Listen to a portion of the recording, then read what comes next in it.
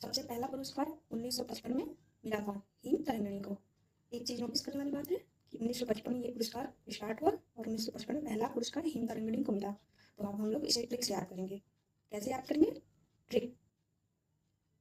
Him Tarangini, him कैसा दिखता है और मक्खन कैसा दिखता है, दोनों सेम सेम दिखते हैं, तो हम लोग उससे रिलेट कर लेंगे। हिम तरंगिणी माखनलाल चतुर्वेदी ने प्रदान किया गया। और इसे हिम तरंगिणी को पहला पुरस्कार है वो याद करने के लिए क्या करेंगे? हिम, हिम कहाँ होता है? पहाड़ियों पर। पहाड़ी सबसे ऊपर होता है, फर्स्ट पे उसकी चोटी के ऊपर क्या होता है? हिम, मतलब बर्फ जमा हुआ होता है। तो इसको पहला पुरस्कार याद कर लेंगे। ठीक है, आगे बढ़ते हैं। आप बस बने रहिए और सारा ट्रिक से आपको याद करवा दिया जाएगा। 1956 में दूसरी बार कब प्रदान किया गया? 1956 में। तो ये परमावत संजीवनी व्याख्या इसने लिखा, साहित्यकार कौन है? वासुदेव सरल अग्रवाल। तो इसका क्या ट्रिक होगा, आगे देखते हैं। संजीवनी कैसे निकला था आप याद करें तो एक इमेज आती है, पहाड़ को समुद्र मंथन करके निकला था। तो पहाड़ को घुमाने के लिए उतनी बड़ी रस्सी नहीं थी, तो देवताओं ने वासुदेव नाग जो थे उनको ही रस्सी समझ के उस पहाड़ का मंथन किया समुद्र से और संजीवनी निकल गया बाहर। तो हम लोग ऐसे वासुदेव सरल अग्रवाल से ऐसे रिलेट करके याद कर लेंगे। बौद्ध धर्म दर्शन आचार्य नरेंद्र देव। तो ये कैसे याद करेंगे? इसे याद करने की जरूरत नहीं है। बौद्ध जो महात्मा बुद्ध थे तो उनका बचपन का नाम नरेंद्र देव था, नरेंद्र था। ठीक है, आगे बढ़ते हैं। मध्य एशिया का इतिहास। तो मध्य एशिया का इतिहास, एक राहुल थे, राहुल मतलब शाहरुख खान का जो एक्टिंग किए थे वो बस घूमते ही रहते थे। तो कहाँ घूमते थे? तो एशिया में। तो मध्य एशिया का इतिहास राहुल संकृत्यायन। संस्कृत के 4 अध्याय, दूसरा वाला देखते हैं। तो संस्कृत के 4 अध्याय, इसको कैसे याद करेंगे? किसका है? रामधारी सिंह दिनकर का। तो यहाँ से हम पकड़ेंगे दिनकर। दिन में कितने प्रहर होते हैं? 4। तो ऐसे संस्कृत के 4 अध्याय, मतलब 4 अध्याय को दिन में पढ़ेंगे 4 बार, चारों प्रहर में। संस्कृत चारों प्रहर में पढ़ेंगे, ऐसे भी याद कर सकते हैं दिन में। आइए ये देखते हैं। कला और बूढ़ा चांद, ये किसका है? सुमित्रानंद पंत का। तो इसको कैसे याद करेंगे? आपका कोई मित्र होगा तो आप जब वो बूढ़ा हो जाएगा तो क्या करेंगे? इमेजिन करिए कि टकला हो चुका है, तो टकला हो गया है तो आप उसके टकले पे कला बना रहे हैं। सुमित्र आपका अच्छा मित्र है तो उस पर क्या बना रहे हैं? कला। और वो बूढ़ा चांद, टकले को क्या बोलेंगे? बूढ़ा चांद। उसका टकला को बूढ़ा चांद बोलेंगे। कला और बूढ़ा चांद, इसका है सुमित्रानंद पंत का। भूले विश्व चित्र, भगवती चरण वर्मा। जब भी आपसे कोई भूल हो जाती है तो आप किसकी शरण में जाते हैं? भगवती माँ की, और माफी मांगते हैं। ऐसे आप इसको रिलेट कर लेंगे। अब आते हैं 1962 में। तो 1962 में इस वर्ष किसी को भी साहित्य अकादमी पुरस्कार प्रदान नहीं किया गया। 1963 ईस्वी में प्रेमचंद की जीवनी क्या है? कलम का सिपाही। तो किसने लिखा? अमृत राय। अमृत राय को कैसे याद करेंगे? तो आइए देखते हैं। प्रेम से लिखा गया कलम का लेख वो अमृत के बराबर है, मतलब अमृत की सलाह के बराबर। अगर किसी ने प्रेम से कोई चीज लिखा है तो उसका जो राय है वो अमृत के समान है आपके जीवन में। जीवन से जीवनी याद कर लीजिए, और अमृत और उसकी सलाह मतलब राय, तो अमृत के समान हो जाता है वो राय। अब 1964 में आंगन के द्वार। आंगन के द्वार किसने लिखा? सच्चिदानंद हीरानंद वात्स्यायन, जिनको अज्ञे कहते हैं। तो इसका ट्रिक देखते हैं। अब आपके घर में आंगन का द्वार होगा तो वो स्टार्टिंग में ही होगा, जैसे आपका गेट खुलने वाला होता होगा, उसके बाद आंगन आता होगा। तो आंगन के द्वार पे कोई अजनबी आता है और गेट खटखटाता है। इससे हम लोग ऐसे रिलेट कर लेंगे कि कोई अज्ञात ही आता है। ठीक है, अब आगे बढ़ते हैं। 1965 में रस सिद्धांत, इसका है नागेंद्र। तो इसको कैसे रिलेट करेंगे? तो आइए देखते हैं। रस, रस जो साफ होता है ना, नागेंद्र, नाग नाग का जो विष होता है वो भी रस जैसा ही दिखता है। वो रस होता है लेकिन वो जहरीला रस होता है। तो रस सिद्धांत किसका है? डॉक्टर नागेंद्र का। मुक्ति बोध किसका है? जैनेन्द्र कुमार का। तो ये भी कैसे याद करेंगे? मुक्ति बोध का किसका है? जैनेन्द्र कुमार का। तो मुक्ति, मुक्ति कैसे मिलती है? ये ऐसे याद करेंगे कि जो जैन धर्म है वो मुक्ति पे ज़्यादा ध्यान देता है। वो लोग क्या करते हैं? खाना पीना, जब उनका एज हो जाता है खाना पीना छोड़ देते हैं और मॉन्क बन जाते हैं और धीरे धीरे उनको मुक्ति मिल जाती है। तो मुक्ति किस धर्म का? जैनेन्द्र, जैन धर्म का। तो ऐसे रिलेट कर लेंगे। अब अमृत और विष, अमृत लाल नागर। तो अमृत कैसा है? अमृत के समान है। और जो विष है वो एकदम विष पीने से क्या खून की उल्टी आने लगती है, तो लाल। ऐसे लाल रक्त निकलने लगता है ना विष पीने से, तो बस ऐसे ही रिलेट कर लेंगे। अमृत और विष किसका है? अमृत लाल नागर का। अब इसमें आते हैं दो चट्टाने। काव्य है किसका? हरिवंश राय बच्चन का। तो दो चट्टाने कैसे रिलेट करेंगे? आप अमिताभ बच्चन और अभिषेक बच्चन को जानते ही है, वो कैसे दिखते हैं? बड़े बड़े 6-6 फुट के दो चट्टान की तरह दिखते हैं। तो ऐसे रिलेट कर लेंगे कि दो चट्टान, एक अमिताभ बच्चन और एक अभिषेक बच्चन, दो चट्टाने अभी है। राग दरबारी श्री लाल शुक्ल, ये कैसे याद करेंगे देखते हैं। राग, अच्छा कोई दरबार में राग गा रहा है तो उसको कैसे याद करेंगे? राग बहुत देर से कोई गा रहा है तो उसका जो शकल है, शकल वो लाल पड़ जाता है। राग गाने से उसका शकल लाल पड़ जाता है। तो ऐसे राग दरबारी लाल, इमेजिन करिए कि कोई राग में गा रहा है, बहुत देर से गा रहा है, उसका जो बाल है, शकल है, वो कैसा हो गया? लाल। तो राग दरबारी श्री लाल शुक्ल का। और दो चट्टाने अमिताभ बच्चन अभिषेक बच्चन हरिवंश राय बच्चन, जो कि अमिताभ बच्चन के पिताजी थे। ऐसे रिलेट कर लेंगे। निराला की साहित्य साधना रामविलास शर्मा। निराला की साहित्य साधना जीवनी है किसकी? रामविलास शर्मा की। तो आइए देखते हैं इसके द्वारा कौन था। निराला राम जी थे। क्यों? क्योंकि वो अपनी विलास की जिंदगी छोड़ के कहाँ चले गए? जंगल में चले गए। क्या करने? साधना करने। निराला कौन था? राम जी थे, क्योंकि उन्होंने अपने सुख विलास का जीवन त्याग कर साधना करने कहाँ गए? जंगल में। तो निराला की साहित्य साधना रामविलास शर्मा। आप अपने माइंड में इमेज बनाइए कि राम जी बहुत निराला थे, साधना कहाँ करने गए? जंगल। क्या छोड़कर? अपना विलास मतलब आराम की लाइफ को छोड़ के चले गए। ऐसे हम लोग इस ट्रिक को याद कर लेंगे। अब आते हैं हम लोग कविता के नए प्रतिमान। इसको कैसे याद करेंगे? ये पहले किसने लिखा? नामवर सिंह ने। कविता के नए प्रतिमान क्या है? साहित्य, साहित्यिक आलोचना नामवर सिंह। इसको कविता हम मान लेते हैं, कविता एक लड़की है। कोई उससे पूछेगा कविता के नए वर कौन है? नए वर कौन है? वर का नाम नामवर। नामवर सबको चिढ़ाने लगता है, नामवर नामवर। कविता के नामवर कौन है? बताओ नाम, नाम नए वर का नाम बताओ। ऐसे कविता के नए प्रतिमान तो नामवर सिंह। ठीक है, ऐसे आपको तुरंत तुरंत याद आ जाएगा। बुनी हुई रस्सी भवानी प्रसाद मिश्र। तो बुनी हुई रस्सी क्या है? काव्य है। किसने लिखी थी? भवानी प्रसाद मिश्र। तो बुनी हुई रस्सी को कैसे याद कर सकते हैं हम लोग? वो मिश्र करके कोई रस्सी बुन रहा है अपने होने वाले प्रेम के लिए। ऐसे रिलेट कर सकते हैं, कोई रस्सी बुन रहा है अपने प्रिय मित्र या किसी के लिए। ऐसे याद कर सकते हैं, भावना से मिक्स करके रस्सी। रस्सी कैसे? तीन धागाओं को मिक्स करके एक रस्सी बनती है या चोटी बनती है। ठीक है, तो ऐसे याद कर लीजिए। आलो पर्व 1973 में दिया गया था हिंदी साहित्य अकादमी पुरस्कार इसे। तो ये क्या है? निबंध है। तो लेखक कौन है? हजारी प्रसाद द्विवेदी। आलोक पर्व कैसे याद करेंगे हजारी प्रसाद द्विवेदी से? तो देखिए ये रहा, हम लोग इसे रिलेट कर सकते हैं। मतलब जो ईश्वर लोग हैं अपने में बात करेंगे, आओ इस लोक में यहाँ पर हजारों प्रसाद हैं, मतलब हजारों प्रसाद है। हजारी प्रसाद द्विवेदी।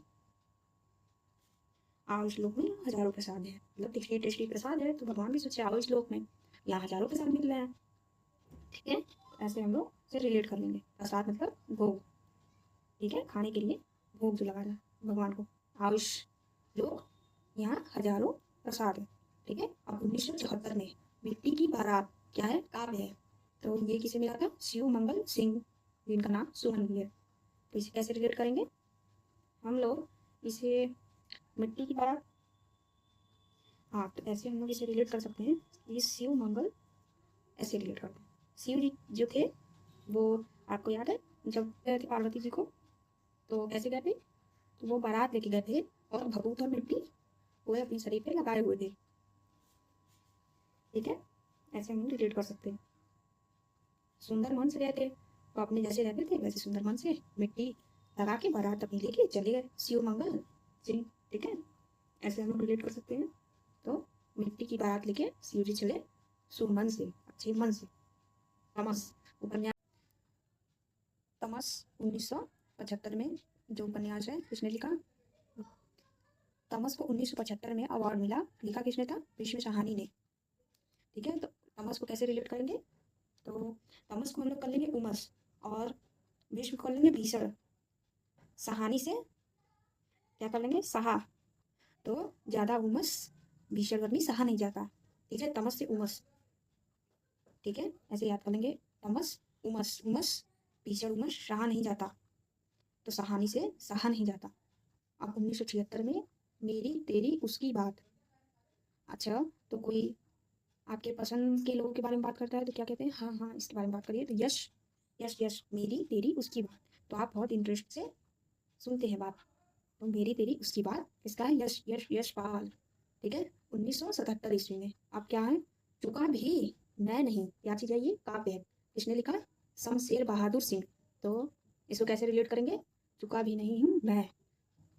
अब एक शेर है, शेर को इमेजिन करिए, शेर क्या कहेगा, चुका भी नहीं हूँ मैं। वो ईगो में बोलेगा चुका भी नहीं हूँ मैं, शेर कभी चुकता है नहीं, वो बहादुरी से अपना शिकार करता है। तो चुका भी नहीं हूँ मैं, वो शमशेर बहादुरी से बोल रहा है शेर। ठीक है, ईगो में बोल रहा है चुका भी नहीं हूँ मैं, शेर बहादुरी से बोल रहा है। ठीक है, आगे बढ़ते हैं। 1978 में उतना वह सूरज है, किसने लिखा, भारत भूषण अग्रवाल ने। 1978 उतना वह सूरज है, किसने लिखा, काव्य है ये भारत भूषण अग्रवाल की। तो इसको कैसे रिलेट करेंगे हम लोग, आइए देखते हैं। 1978 में आया है, और उतना, उतना मतलब उतना बड़ा जो वह सूरज है, तो क्या होगा, उतना बड़ा सूरज है तो भारत में भीषण गर्मी होती है, भीषण आग, आग अग्रवाल आग, भारत में भीषण, भूषण से भीषण, आग आग ना, उतना वह सूरज है, उतना सूरज है तो गर्मी भी भारत में भीषण होती है। तो आग, आग जैसी गर्मी होती है, जैसे आग जलता है। तो 1979 ईस्वी में कल सुनना मुझे। अब 1979 ईस्वी में कल सुनना मुझे है सुदामा पांडे, जिनका नाम धूमिल भी है।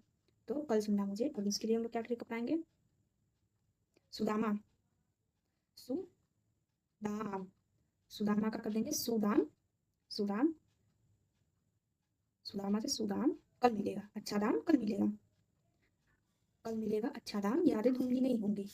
ठीक है, मतलब अगर आज कुछ बेचोगे, सुना आज सुनोगे तो यादें धुंधली हो जाएंगी, और कल सुनोगे तो अच्छा दाम मिलेगा और यादें भी धुंधली नहीं होंगी। तो ऐसे रिलेट कर लेंगे, धूमिल से यादें धुंधली नहीं होगी, कल सुनना। और अगर ऐसे करना है तो कल सुनना मतलब सुनो और कोई सामान बेचो तो सो दाम मिलेगा, अच्छा दाम मिलेगा। ठीक है, ऐसे याद कर लेंगे। 1980 में जिंदगी नामा, जिंदा रुख क्या है, उपन्यास है। 1980 में क्या मिला, जिंदगी नामा जिंदा रुख उपन्यास है, किसका, कृष्णा सोबती का, कृष्णा सोबती का उपन्यास जिंदगी नामा जिंदा रुख। तो इसके लिए हम लोग एक बना लेते हैं, जिंदगी रुख, रुख के नाम हो जाती है जब आप सोते हैं बस। कहने का मतलब सोबती से सोते, सो पति से सोते। ठीक है, जिंदगी, जिंदगी कैसी हो जाएगी, रूखी हो जाएगी। कृष्णा सोवती, सोएंगे तो जिंदगी रूखी हो जाएगी, जिंदगी का नाम जो है रूखापन आ जाएगा। क्यों, क्योंकि अगर ज़्यादा सोएंगे तो आप कोई काम नहीं करेंगे, काम नहीं करेंगे तो जिंदगी रूखी हो जाएगी। 1981 में ताप के ताए हुए दिन, 1981 में ताप के ताए हुए दिन, त्रिलोचन शास्त्री। 1981 ईस्वी में ताप के ताए हुए दिन त्रिलोचन शास्त्री का है। तो ताप के, अब हम लोग इसे कैसे रिलेट करें, ताप से, तापे दिन में जो, अब देखिए ताप है तो बाहर जाएंगे तो आपकी आंखें जो हैं वो तीन तीन तीन दिखेंगी, सारी चीज़ों को तीन तीन देखेंगी। तो तीन से क्या, त्रिलोचन। अब ज़्यादा गर्मी पड़ेगा तो आपको चक्कर आएगा, चक्कर आएगा तो आपको सारी चीज़ें तीन तीन दिखेंगी, त्रिलोचन, ताप के ताए हुए दिन, त्रिलोचन। और इसे इससे रिलेट मत कर लीजिएगा, तमस उमस है ये, उमस, और यहाँ ताप है, ताप साफ लिखा हुआ है ताप, ये तमस से उमस, उ यहाँ उमस, भीषण गर्मी होगी तो उमस होगा, और ताप, तो ताप है, ताप के ताए हुए दिन, दिन में ताप, तो आपको क्या दिखेगा, तीन, मतलब तीन तीन लोग घूमते दिखेंगे, एक व्यक्ति ही तीन बार दिखेगा। ऐसे रिलेट कर लेंगे इसको।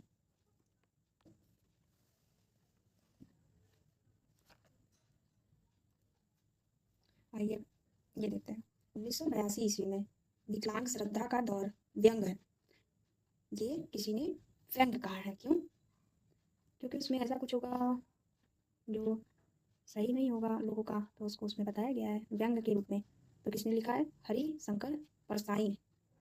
तो कैसे रिलेट कर लेंगे, अब विकलांग लोग इतने विकलांग हैं कि हरि और जो शंकर है, हरि मतलब कृष्ण, शंकर और साई सभी को अलग अलग मानते हैं, पराये मानते हैं। वो सोचते हैं हरि अलग है, शिव अलग है, साई अलग है, नहीं सारे एक हैं। तो इसे आप गंभीरता से नहीं लीजिएगा, ये ट्रिक है। विकलांग श्रद्धा का दौर, तो जो विकलांग जिन श्रद्धा मतलब पूजा पाठ, ऐसे तो ऐसे याद कर लेंगे। हरि, शंकर और साई को लोग, ये विकलांग श्रद्धा वाले लोग क्या मानते हैं, अलग मानते हैं। अब खूंटी पर टंगे लोग कब आया, 1983 ईस्वी में। खूंटी पर टंगे लोग, सर्वेश्वर दयाल सक्सेना। अब इसको कैसे रिलेट करेंगे, चलिए देखते हैं। और इस पे तो खूंटी पर टंगे, अच्छा आप इसे माइंड नहीं करिएगा, बस ये ट्रिक है एक तरह का। खूंटी पर तो आप इसे जीसस क्राइस्ट को इमेजिन करें कि लोगों को उस जो सर्वे सर्वा ईश्वर है उन्हें टांगने में दया नहीं आई, खूंटी पर उनको टांग दिया गया था ना, तो बस उससे रिलेट कर लीजिए। सर्वेश्वर सर्व ईश्वर जो है उन पे दया नहीं आई, खूंटी पर लोगों ने टांग दिया। वो हाथ और पैर में किल्लियाँ काट के टांग दिए लोग खूंटी पे, ऐसे इमेजिन कर सकते हैं, आपके दिमाग में भी आ गया होगा। अब आएगा, तो दया नहीं आई लोगों को, सर्व ईश्वर को टांग दिया खूंटी पर। 1984 ईस्वी में क्या लोग भूल गए, अब इसे कैसे याद करेंगे। अब देखिए 1984 में लोग भूल गए, कौन लिखे, रघुवीर सहाय।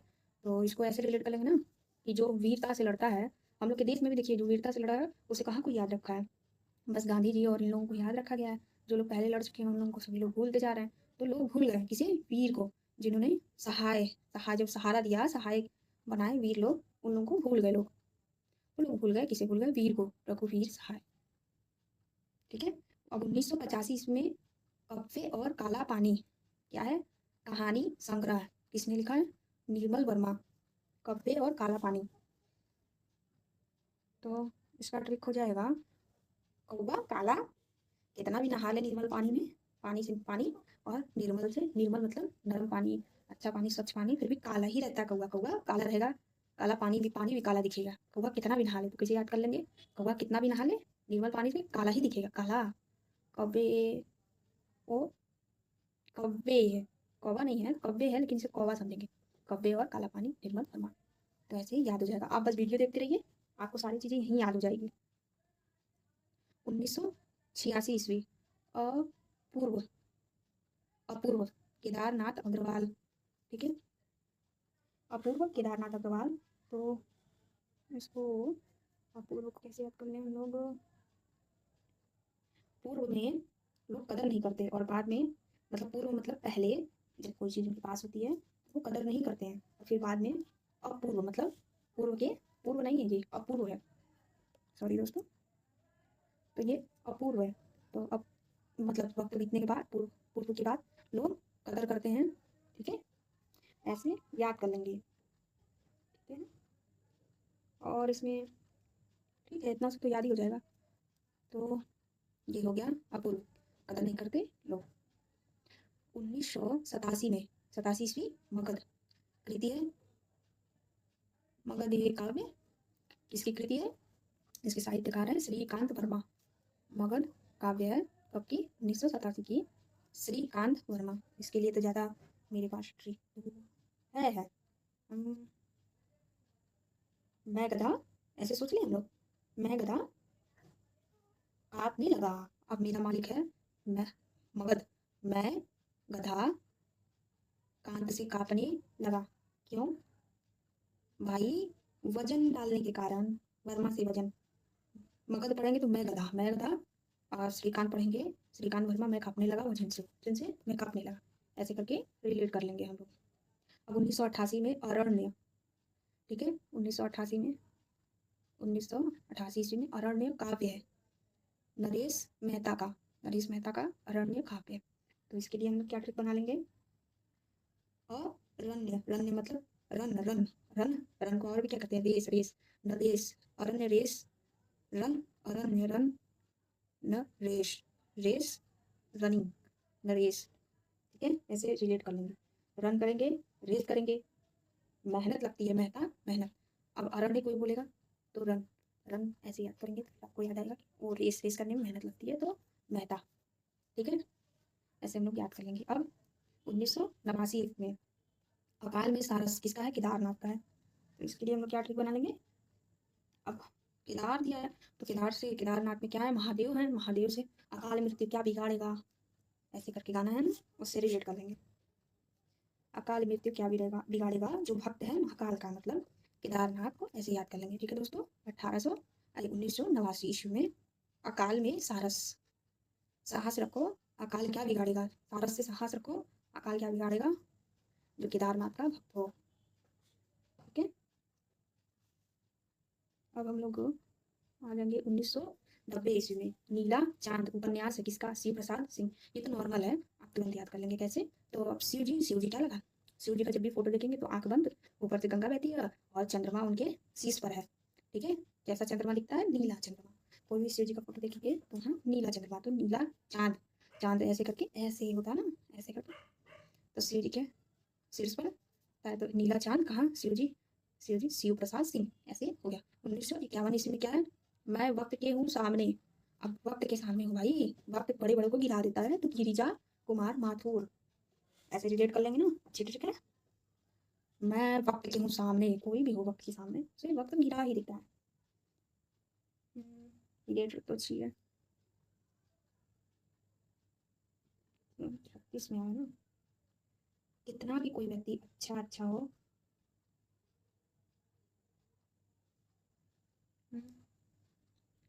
गिरता है तो क्या होता है, माथा फूट जाता है, माथुर ऐसे रिलेट कर लेंगे ना।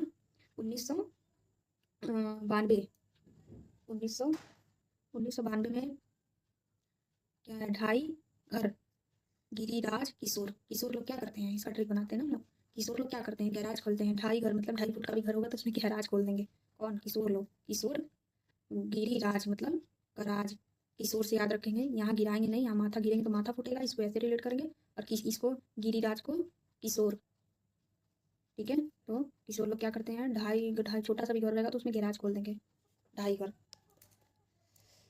अर्धनारीश्वर कब, 1993 में। अर्धनारीश्वर 1993, कौन, विष्णु प्रभाकर। विष्णु का अर्धनारीश्वर मतलब जो नारी होती है वो सोचती है, नारी तो अभी अधूरी है, शादी से पहले नर भी अधूरा होता है, तो अर्धनारीश्वर जो नारी है वो सोचती है कि मुझे ईश्वर जैसा पति मिले। नारी, आदि नारी जो जिसकी शादी नहीं हुई है वो सोचती है मुझे ईश्वर, कौन से ईश्वर, विष्णु जैसे मुझे पति मिले। ठीक है, ऐसे रिलेट कर लेंगे। अर्धनारीश्वर, नारी, नारी ईश्वर जैसा सोचती है, कैसे, कौन सा ईश्वर, विष्णु जी जैसा मुझे वर मिले।